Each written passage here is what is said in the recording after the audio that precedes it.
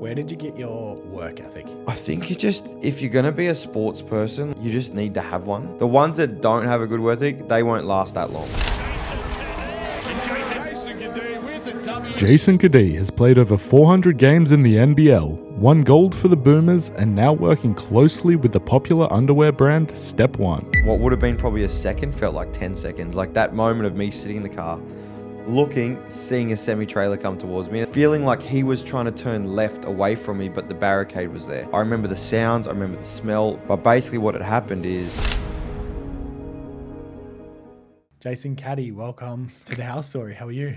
Good, thanks. How are you? Mate, I'm very, very good. I'm excited to have you here today. Why don't we kick off by going back to you as a kid in school? Tell me a bit about you.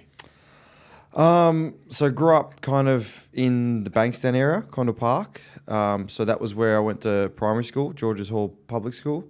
And then we moved kind of further out west towards Preston's, just out past Liverpool. And so once I moved out there, I stayed at the same primary school for year 6. And then I ended up going to Westfield Sports High. Did my whole schooling there. Part of going to Westfields was that I was also part of the basketball program. So they've got the sports part to the school. And so for me, it was like the best of both worlds. Like I didn't love school. I loved the social part of it. I loved the basketball part of it. So it kind of got to combine both worlds in high school, which was nice. Yeah, nice. Why basketball?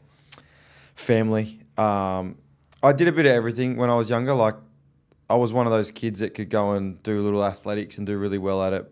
Soccer, do all right at it. Like I could just do bits of everything and could naturally pick up things. It just got to a point where I was probably just better at basketball than others, and it was noticeable to myself. And as a kid, I wanted to win at everything I did. So when you'd go and you would score more points or you would have an influence on a game, you feel that as a kid, like you know. And so that kind of just took, I guess, priority after a period of time.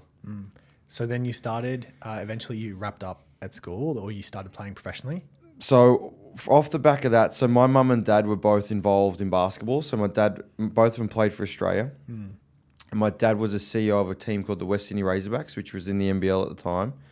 And so I went through essentially most of my primary school and basically all of my high school was around the Razorbacks. So it was part of my life, was going to games or trainings or whatever it may be, school holidays. So when I got to the back end of my high school, it just got to the point where I got picked to go to the Institute of Sport. So going down there, it was a year. I finished school when I was younger because sometimes in New South Wales, kids finish when they're 17. I was one of those. So everyone was a year older than me. So I went down to the AIS, and then that's when things really took off in terms of what was I going to do, college, professionally, and I ended up making the decision to stay and play professionally. That's in Canberra. So that was in Canberra for the AIS, and then I signed with the Gold Coast basically that following year. So I was there for a bit over 12 months at the AIS. Was that pretty daunting going to the AIS after school? Yeah, it was more daunting because I was leaving home. Like I just that idea of I'm not going to be at home. I think that was more what it was. Once I was down there, I loved it. Like I was around, I think it was 17 other kids my age in the basketball program. So either a year older, my age, or a year lower. 18 of the girls, same thing, same situation. Plus a whole heap of other sports. There was netballers there was volleyball, all kinds of people. So I loved it. But that whole feeling of like, I've always been a homebody. I love being at home or being around my family and friends. So that initial feeling of I'm leaving always sucked. Then about a week later, you settled into the rhythm of life and you were all good. Then you come home, you wouldn't want to go back again. So that was a cycle of things. But most kids at that age probably go through that as well. Yeah. Was it pure focus on basketball at the time, or were you studying or working? No, so once I went down there, it was basically all roads ahead with basketball. So like it was a pretty whirlwind kind of 18 months from finishing school. So that back end of me finishing school, I got brought into my first few Australian camps essentially.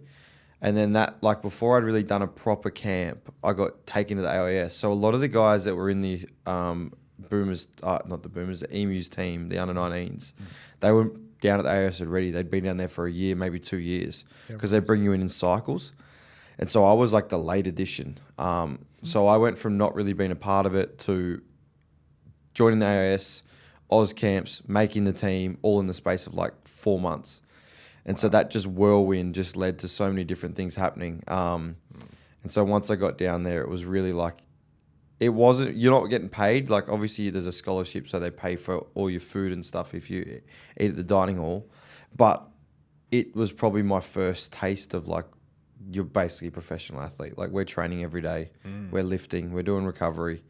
Like you're doing all these things. And so it really is an elite environment. Is it what you expected when you finished school? I didn't really know. Like I was still in such a process of trying to figure out where and what I was doing. Was I going to college? Was I not going to college? And so being down there, it kind of just felt like part of my school in a way. Like I'd finished school, but I've now gone down into this environment where some kids are still at school. So like anyone that's down there that hasn't finished there at Lake G College, so they're still studying. The ones that have finished, we were doing like some day jobs around campus where you could do tours and do stuff at the library or do a different thing. So we all were doing something. It just kind of felt like that was my next stage of life in that period of I've finished school, but this is what I got to go do now. Did you know when you were finishing school that was your dream, like that was going to happen, or did you have a different vision? I didn't know the AIS thing that really came up. So if I don't even remember what year it is now. I want to say I was down there in 2009. Like that popped up, like that really popped up in like August, September of the year before. So it was not like a 6-month plan of like, I'm going to be down there. This is where I'm headed. This was like go to this camp. You made it. You're going in January. It's like, it really, the transition was quick. Fast, So that was still in school finishing. So that whole process really happened fast. So it kind of just became, I knew I wanted to be a basketball player. It just kind of became, this is part of that journey is now going down there. So were you training like your year 11, 12, 10 for some kind of event like that? Or were you just cruising through and then... No, so like once we get there, once I got to Westfields, that was the best thing about Westfields. It was like a subject. So just like English, maths, geography, whatever the hell you're studying, it was just part of our classes. So when people would have an extra subject, we'd have basketball. Some of the footy players that are playing in the NRL now, they'd have footy. Some of the soccer players. So what we would have is on my memory here, Mondays and Thursday afternoons from memory, Monday and Thursday afternoons, instead of having 2 periods of English, we had 2 periods of basketball. So we would finish our day with basically an hour and a half training. Oh, gotcha. Friday mornings, we'd come in before school and train. And then recess, we had recess and scripture on Tuesday, every day basically. But we would do shooting in those 2. We would get 2 days a week where we could go and shoot, and that was part of our class. So we just had stuff going on throughout the week. And that was not even including me playing for the Bankstown Bruins in my rep stuff. Like it was just an addition to the week, which was awesome. Did you have a gut instinct that this was going to work out well? You don't really know because you just so like, you can have plans, but plans change every week almost. Like you can have an idea of what you're going to be and what you're going to do, and then something can change. So I had an idea of what I wanted to do. I knew due to how I was playing, like it's hard to judge, but I was playing in teams that were winning. I was also putting up big numbers, playing well. I knew that was the right path to where I was leading, but you kind of don't know until it starts to happen. Where did you get your work ethic? I think if you're going to be a sports person, like you just need to have one. That's not saying people in business and all that. Like I've seen that. I've seen that in first person that I am at the moment. But like to be a sports person, you just look. There's some that work way harder than others. There's some that are a little bit lazy than others, but they all have a good work ethic. Like everyone can. The ones that don't have a good work ethic, they won't last that long. So if you work, you can only go for so long, but your work ethic has to be there. And I think just being around it so much, like I've seen Dad as he was a CEO of the Razorbacks. So I would see him going to work every day. I'd see what the coaches were doing. I'd see what the players were doing. And so when you see that, there's no other way to you understand it because you're actually seeing it firsthand. Where if you didn't know about it, you probably wouldn't understand. And so I think just because I knew how it worked, that helped me realize what was going on. And for me, school holidays were spent at a basketball stadium. So after school was at a basketball stadium. So even when I probably thought I was just messing around, most kids are at home doing something else, not at a basketball stadium. So it was kind of just built into me a little bit as well. Did both parents support you? Yeah, I was extremely lucky that both of them had achieved what they have in basketball, in sport. Probably didn't realise that till I'm still noticing it now as I'm at 34. So at 15, 16, I definitely didn't appreciate it like I do now. But yeah, I was so lucky. Got an ass kicking when I needed it, got praise when I needed it, got help if I needed it. Was never pushed into anything. It was more like, if you want to do it, we're here. If you don't want to do it, then that's up to you. So even that probably instilled some of that work ethic, because it was like, if I didn't ask, I didn't get. So if I wanted to go shoot and I wanted Dad to rebound, he wasn't going to come and ask me to go shoot. So things like that, which at the time you don't really notice. Now, being a dad myself, I'm like, it's a big thing. Was it a bit strange when all your other friends are probably going and doing other things on the weekends and whatever else, and you're not? You're going and training? It didn't really, because a lot of my friendship group is out of basketball, and then even my school friendship group were all basketball players. So a lot of us were playing. I have a few friends that didn't play, but a lot of us were playing. So the early stages of, I guess, growing up, we're all doing the same thing. We'd all roll in on Monday in school and everyone had played on the weekend. How'd you go? Who beat who? All those things. As I got later, so once I got to that kind of, especially the AIS, that was where the whole shift happened, because we're now no longer at school. People are out partying on weekends, they're at birthdays, they're at this, and I'm at the AIS training. That was when the separation of where everyone was heading. Normally you finish school and there is separation of people who've got different things going on, but that was where the real, I'm almost sacrificing this and what everyone else is doing to do this. That's where it really became noticeable. Did it hit you? Did it bother you? Not really. At times, there's certain things now at the back end of my career that do bother me that I missed. I was supposed to be the best man at one of my best friend's weddings, and I've known him since we were 5 years old. And we had a game. I hadn't missed a game in so long, but we had a game. It was like the last game of the season. It was a nothing game. We weren't going to make the finals. And I kind of half asked, can I go to the wedding instead of playing? But I didn't really push it. I now regret that. Things like that. Other than that, anything we were just speaking about in terms of when I was a kid, I don't regret any of that, because it led to me being able to play for 15 years and play for Australia. It was all worth it. Tell me about that. You wrap up at the AIS, or where does that go? So from there, it got to a head where it was basically like college or stay in Australia. I had 3 offers in Australia to stay and play. And so it just became, which one do I want? At that time, college was very different to what it is now. Kids are making a lot of money going to college. You mean college in the US? Yeah, in the US. Yeah. And so I basically just had a whole stack of offers to go to college in the US. Had to go through some of that process of what it looked like. Some of it had to be, because I'd finished a year earlier, I had to do some courses to also go. And so in the end, I was like, I've always wanted to be in the NBL. That's where I'm headed. And so that was the decision I made. It's a big decision to make. Especially as a kid. Yeah. You lean on your parents and you lean on people that I had around me. And once again, I was very fortunate. The people around me knew everything about the business of it all, of basketball. So it wasn't like I had parents that had no idea and they were just like, oh, this sounds great. I had genuine decision makers sitting next to me. So, but I remember that was more like, it was all what I wanted to do. So yeah, it was a lot, but it all made sense to me at the time.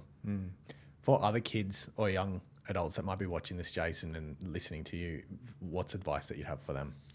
If they're in a similar position, maybe late in school or finished? I just think everyone's journey is different. Like, I think that's one thing we get caught up in. We see what someone does and we're like, that's what I need to do. And it might be relevant to you, but it might not be. Like, so I think everyone can get there in different ways. It's what suits you at that time and how does it help you get to where you're trying to go. So for me, going to the NBL was where I wanted to go. It helped me get to, say, the Boomers and things where I wanted to be involved in. I didn't feel like I needed college to get to this because I wanted to get to this and it was already there. But some people have gone the college route to another route to then come back to the NBL. So my thing is, everyone's route is different. Just because you're doing your own thing, as you know if you're doing the right thing or the wrong thing. So as long as you're doing something that you believe will help you get there, and then the next part to that is I truly believe you've got to have the right people around you. If you're hanging out with groups that are kind of get into mischief and doing things, it won't work, not long term. It just can't. And you need that support around you to give you honest feedback as your journey goes on. Can you shed some light on what training would have looked like when you were right in the depth of it? With the AIS or when I got into the NBL? NBL, yeah. So once I got to the NBL, I had a car accident between the AIS and the NBL. That's right. So that car accident, in terms of like your plans and how things can change, that's a moment in time. So that delayed everything. I broke my pelvis. I was supposed to be out 10 and 12 months. Ended up being out for about, I think I played after 5.5. So basically, once you get into that environment, it is just all you do. So training, essentially my whole career, it's been pretty similar. Like if preseason is normally 5 days a week, it can be 5.5. It can scatter from just going Monday to Friday, having the weekend off. It can be having Wednesday off, train Saturday mornings. Like it can really move, but essentially it's 5 days a week. In the preseason, you normally lift 3 times a week. Is probably pretty regular, Monday, Wednesday, Fridays, or Monday, Tuesday, Thursday, whatever it may be. And that's about an hour in the gym, and you're on court for about 1.5 to 2 hours each day, throw in recovery and things like that. Once you get into the season, it tailors around games. So pretty much on a standard week, you normally have the day after a game. So if we played on Saturday, Sunday's off. Come back Monday, you get into your week again, and that depends when you play. So say you played on Friday the following week, most teams would go train Monday, have Tuesday off, train Wednesday, Thursday into Friday, and then your weights is tailored around that. So normally once you're in that, training is priority, but weights would definitely be on Monday morning and would probably be on the Wednesday as well, not before a game. And that's kind of the flow of it. And that's just basically how week after week after week transpires. And then even in the last 5-6 years, you play more games throughout the week. So we were playing like some weeks we'd play 4 games in 12 days, 10 days. So once that starts happening, your schedule is all over the shop in terms of might not be lifting as much, but you got more travel and all those different things. Take me to the car crash. That's a big moment. Yeah, so grew up in Sydney, obviously, and I was staying. I was playing ABA for my dad at the time. So this is when I came back from the AIS. I had signed with Gold Coast. At the time, because we were playing with the AIS in a men's comp down in Melbourne, the Seabull, we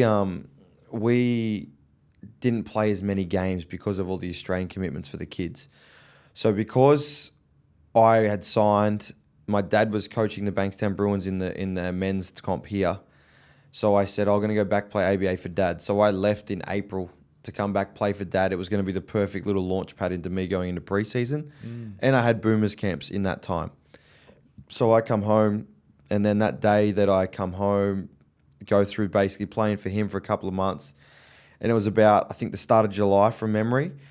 Was out at my friend's house. We played the night before. It was a Sunday game, so we played at 2 o'clock at Bankstown. Stayed at my friend's house at Bella Vista. We had a few friends. We went to dinner, went to bed. I had to get the car home to Mum in the morning, so I was driving home. It must have been about 9 o'clock. They had a bank meeting, Mum and Dad. And then as I was driving, got essentially pushed off the road on the M7. And the M7's a 2-lane freeway going both ways with gravel in the middle, basically. And so I got kind of pushed off by a semi-trailer. I was on the gravel. And I just remember trying to come back onto the road. And as I tried to come back on the road, I just spun. And then I pulled up essentially back end to, along the freeways, how they have those cement barricades. So I pulled up arse to that and then just looked to my right. Semi-trailer was just coming straight for me and pummeled me. And then stuck in the car for about 90 minutes. Like so what happened was when I turned to see that, this is those moments when like, you know, everyone says, oh yeah, that felt like it went forever, and really it didn't. But like what would have been probably a second felt like 10 seconds. Like that moment of me sitting in the car, looking, seeing a semi-trailer come towards me. And at that point, as it gets closer, all you're seeing is the grill. Wow. You're not seeing the top of it. No. And I remember just looking at it and like to the stage of remembering, like feeling like he was trying to turn left away from me, but the barricade was there. And then next minute I remember just waking up. I remember the sounds, I remember the smell, but I remember just waking up and there was a lady in the car talking to me. But basically what had happened is they said just due to shock, I'd seen the semi-trailer, all that, I'd gone into shock and passed out. But what they next said was passing out probably helped, one, only break my pelvis and probably save my life, because most people, anyone, if someone runs at you, does something, that you tense and you react and reach. Because I went into that state of shock, I just went limp and fell away from it. So my body being limp meant I didn't brace myself. And so, yeah, so I got out of it somehow with just a broken pelvis. And I had blood all over. When I got into, when I was in the car, I turned the mirror down like 4 times because I had blood everywhere. Anyway, I remember I got into hospital and I was wearing like a full jumper. And they had cut the jumper and everything off me. All my clothes had been cut off me. I remember there was blood on my arms and everything. And because I could see blood, I was like checking, but there was nothing like from my nose, no. And then I had dry blood all down my arms and I had not one cut on me. Jeez. Like, I don't know to this day where the blood came from. It was just one of those things I'll never forget, like where. But anyway, it was one of those things where I said before, like you can plan for everything. And in the moment, everything can change, and that changed everything. But fortunately, to my point before, I had great people around me. I had a friendship group that came and saw me every day at home because I couldn't walk for at least 6 weeks. So I had so many people around me that helped me just build back up and get back to doing what I wanted to do, and that was playing basketball. Did you know you were going to be able to play basketball again after that? So being 18, you're a bit naive to situations. The first thing I was asked, the doctor, was, can I play basketball again? I didn't even ask, can I walk again? Which probably should have been the first question. So he kind of said, look, once we go in, we'll see more. And so when I went into surgery, I have, like you see some of the movies, so I could have come out with essentially a big metal thing around me with screws sticking in to hold my pelvis together, like a halo type thing. Yeah. Or it was going to be all internal. And so when I woke up, now in hindsight, this is stupid but you're so under so many drugs and whatever else I was on at the time. I woke up and put my hands, I remember even, because when you wake up from surgeries, you are out of it. But I distinctively remember waking up and going like this and putting my hands down. Now, if there was shit there, that would have hurt so bad. But I remember doing that and being like, oh, I think I screamed, thank fuck, out as loud as possible. Because I was just like, there was nothing there. And then I think I fell back asleep. But I just remember that. And when the doctor came and told me, all internal, we think it was like surgery went really well. It's going to take some time, but based on what we think, you should get back to full movement and full everything. So he was spot on. Were there any really dark moments after that? There was because I was an 18-year-old kid who wasn't able to do what I was used to doing. So the dark moments for me it was getting used to, one, being in a car again. Like the drive home from the hospital was like one of my worst. I remember coming like through and being next to semi-trailers and just being like on edge. And I was in hospital for about, I think, 10 days. No, maybe like 6-7 days, because I hated hospital. I wanted to get out of there. And in that week, I think I'd lost like 5-6 kilos because I wasn't eating or really drinking. And so I remember just hating that. But I always remember they made me go see someone, but it wasn't like, for me, I don't need to talk to anyone about it. I just need to get used to doing it again and being there again. And so I didn't really go through super dark times, and it was probably because I was just so young and naive, and I had a goal of I need to get back healthy to play basketball, because the season was supposed to start in think at that stage, October. And I was like, I got to get ready for that. Well, everyone was like, you're not going to be ready for that. But I was like, well, I got to get ready for it. And so that was just my mindset. Jeez. And you played for that season? Yeah, so I made it back in December, played my first game. So I missed the first couple of months essentially. And then I played the rest of that season. I played my first game, and after the game, they threw me in the ice bath, the players. Anyway, it turns out that because of just playing and just, you can train, but games are the whole different of what it does to your body. And I could barely walk after I got out of the ice bath. Like I was basically stuck. I got carried to the car. So, yeah, it came with some learnings, like just my body. I probably learnt at 18 what most people learn as they get into their later age stages of their career about things about my body and what it likes, what it doesn't like. It's fair to say that experience turned me off ice baths. But it's, it was one of those things I think I got through because of the people I had around me. Yeah. What would you say to someone else that's maybe going through something really similar where it might have been a really, really tough time and now they're trying to reset and prepare to attack maybe another season or something like that? I think I'm big on, you got to use the people around you that you love and trust. Like I just think they're there for the good times, but they're there for the bad times. And the ones that aren't there for the bad times are not really your mates or your family. You should really be around and rely on. So like my biggest thing was I got through that period.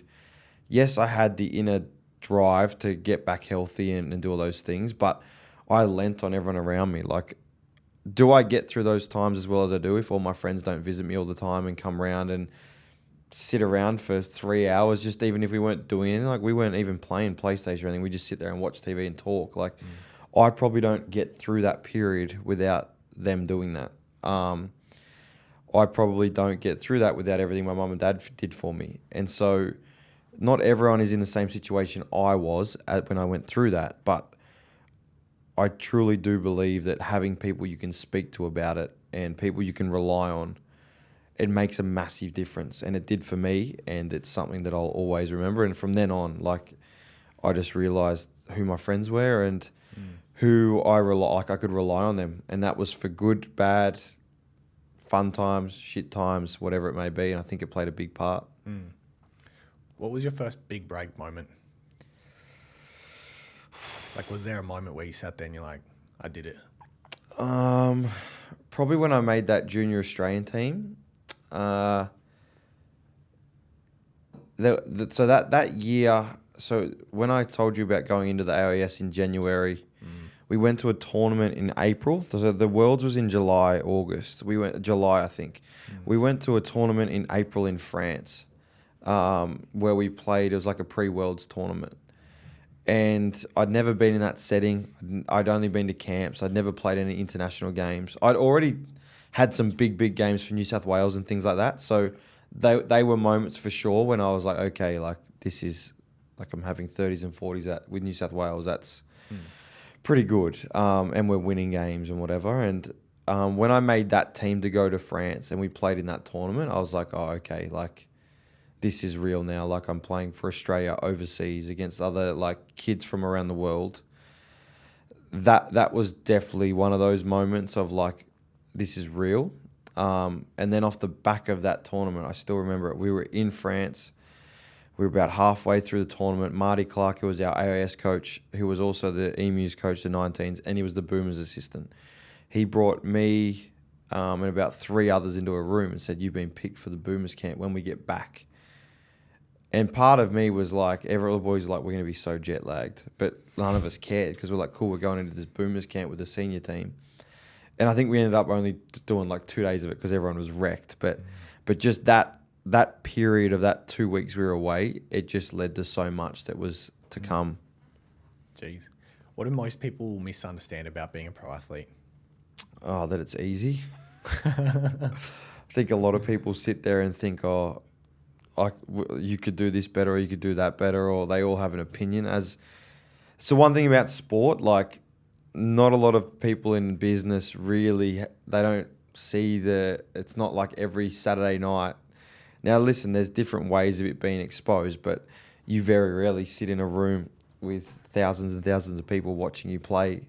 And that's not including the people on TV watching you play who are basically dissecting everything you do. If you miss a shot, you suck. If you make a shot, you're awesome. I think those pressures and what goes into it, it's hard, and it's hard from a point of view of, like, think about a basketball in Australia.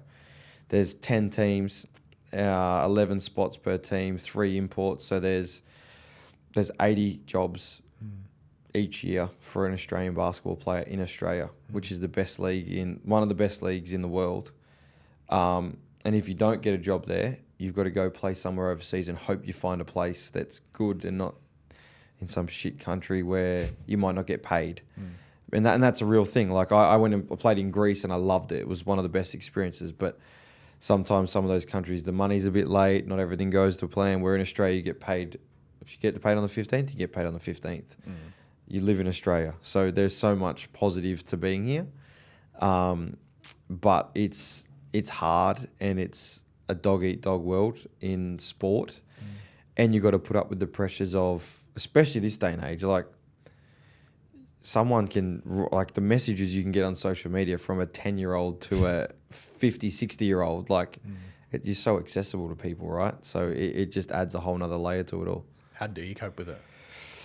I don't really care what people have to say. Like, as I said, I got to a place where it's hard to not let it affect you. So even though you don't really care, you can't help but notice comments, right? Like, when someone says something negative about you, I think it's just human nature to be like, you take notice of it, but you can move on from it pretty quick. It's not like something someone could say you suck, and then for the next 3 days I'm like, oh, that bloke said I suck. Like, you might instantly be like, oh, what a fuckwit, and then you move on. Where the best thing, like, if I leave a game, I already know if I played well or not. I don't need some random to tell me if I played well. I already know if I played good, bad, whatever, or what I did wrong, or a mistake I made. Like, I'm my harshest critic. So whatever Joe Blow has to say, it doesn't. Mate, you're telling me what I already know, and you can tell me that, but you probably can't even pick up a basketball and throw it to the ring. So that's the part you got to remember, is a lot of the people that are giving these constructive comments, they are zero chance to ever, they never made it in this setting. Because the ones that do, like even me as a sports person, I watch, say, I love the NRL, I love the Canterbury Bulldogs, I grew up there playing, and so I love the Dogs. I sit on the couch sometimes, I'm like, fuck, why would he do that? But it's just a reaction to me being competitive and loving sport. I also know that I could never do what he does, and I respect that. But just some people take it to the place where they don't understand those boundaries. You got to play with a lot of great players. Looking back, is there anything that you think makes a great teammate? There's lots of things that make a great teammate. You always have respect for the guys who, like, I can always respect even, say, the selfish guys if they are who they are. It's the ones that change who they are and try and be, when you see people because in a team environment, like even at a work environment, right? Like, you go in the office and you're in the office 9 to 5, but even, you don't connect like you do in a team setting of sport. From travel to hotels to meals to training sessions to locker rooms to all these different settings that you actually connect with people. Like, the connection is real. Where in an office you can connect with people, but it can be on a very base level where you can't really do that in sport. So your teammates that truly are who they are and they accept that they make a big difference. And that means the guys that are a bit selfish and just look after themselves. But for me, I was like, at least I know what I'm going to get from him every day. The ones that swing in and out of like, okay, what do you play? It's like gets to a point where you're like, what is this guy playing at? But the true ones that you love playing with are the guys that you can put in a team of 10 or 11 and you know that they'll do whatever it takes to help that group win.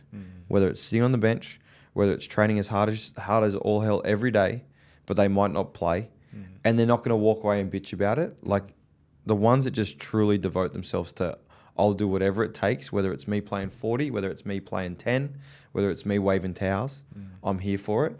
Those are the guys that you'd play with every second day of the week. You've now retired and you've gone into business. Tell us a bit about that. Yeah, so I was the classic, like, as I said to you, I didn't study. I did a little bit, but too hard. / it was just, as a sports person, you're not busy, but you are busy, and you feel like you're too busy at times. And I remember the one time I tried to study, I think that off season when I started doing a business course, I think I had 4 trips overseas in that off season for basketball, where I was away for 2 weeks. So one time I was away for about 3.5 weeks. Yeah. And so it very quickly diminishes because you just, Yeah. and when you're not playing, you're almost just trying to recover and do other things. So it was just, anyway, it got away from me. And so then as I got further into my career, I've always naturally been able to really go in and hold conversations, and I like talking to people and learning what people do, and you start to learn, like, as a sports person, everyone wants a piece of you at times, but for people that love basketball or love who you play for. So you're so, I guess you're someone they want to speak to. I've also learned and seen that once you retire, that quickly drops off because there's no attraction to, well, you're just a guy that used to play. And so as I got further into my career, I started really talking to people and paying attention. And I started not for any other reason than I enjoyed learning what other people were doing and what business and so on. And then about 4 years ago, get a message from Step One, basically, can we send you some underwear? And I was like, sure. Like, I didn't care. Most guys don't care about undies. They just, either their mum bought it for them or their partners buy it for them. And so I was like, sure. And the next minute I get these undies and I put them on and I wear them. And I was like, these are pretty good. And then, and I was just a Bonds person before, as most people grew up. And yeah, righto. And then next minute, one of the boys goes, I think it was Sobes, Nathan Sobey. He was a teammate for a while. He said, what are those? I said, these Step Ones, bro. I've got a couple of spare pairs. Here, you try one. And then he comes in the next day. He goes, bro, these are really good. And so anyway, and part of it was I had to do a photo for him and I tagged him in it. And then I get a reply from a guy named Greg Taylor. I had no idea who it was. Mate, do you really wear these? I said, yeah. I've been wearing them for, like, at this point, like a month. I was like, I love them. Essentially, can I get more? Like, can I get a discount code? I'll buy some. Like, can I just get something? Yeah, mate, blah, blah. And then I was like, I'm not an underwear model, so I can't help you in that. And then next minute, me and Greg go back and forth, and I was like, who is this guy? So I Google him. Greg Taylor, CEO, founder, Step One, publicly listed, took it public by himself, started reading some stories. I was like, he's the creator of all this. And I was like, I just thought he was someone but at that stage, Greg was still doing everything. And so we kind of, nothing really happened. We just talked now and then. He'd message me, like, send me a photo of the screen watching the game or something. And we kind of go back and forth for the next few years. And then I feel like it was maybe the back end of 2023. He just rings me and says, all right, enough's enough. We're doing something. And I go, all right, what are we doing? And he was like, we're going to do some things together. I want you to help me bring athletes on board. We'll start to build it out, da-da-da-da. And I was like, okay, cool. I can help you do that. And I'd done some things, but not like that, where I'd committed to being like, okay, yeah, like, I'm in. Like, oh, cool, I'll sign a 6-month thing with you. Basically, it was maybe even a 12-month. Like, let's do it. And then one thing led to another. I spent more time with him. I was learning so much from him, which very rarely are you learning from the actual boss and founder of a hundreds of million valued company. And so I was enjoying that whole side of it. I was seeing a whole nother world to things. And then it got to a point where he didn't say, look, you need to retire, but it was like, are you going to play another year? Your contract's running up. He'd sometimes make jokes like, oh, Jace is about to retire. His body's done. He can't play anymore. He'd say some things like that. And at times I was like, is he saying this so I do retire? Or is he just saying this as a joke? But anyway, it just led to me getting to a point where Greg said, I want you full time. I want you to be part of the office. I think you can help me in many ways. I want to teach you stuff. And I had to make that decision, which was probably, you think making decisions around which team you're going to play for if you're off contract are hard. The decision of, am I retiring to go and do this, is the hardest decision I've ever made. But I knew it was the right thing. And yeah, now I'm full-time with Step One, partnerships manager, across a whole heap of other things. Also, whatever Greg handballs my way. which is tricky now because he's in the UK at the moment. So late nights, long days. How did you make the call on that? Like, how do you go about deciding? It's a big decision. The same way I did with everything. I talked to those around me that I trust. Yep. I had so many conversations, more just to make sure that, like, I'm thinking this. Am I off my head? To see if like most of them were like, mate, what are you doing? Not many were. Some were like, well, long time retired. Like that's a common thing that a lot of people said. Like you can find a job, because I could have played another year or two, no problems.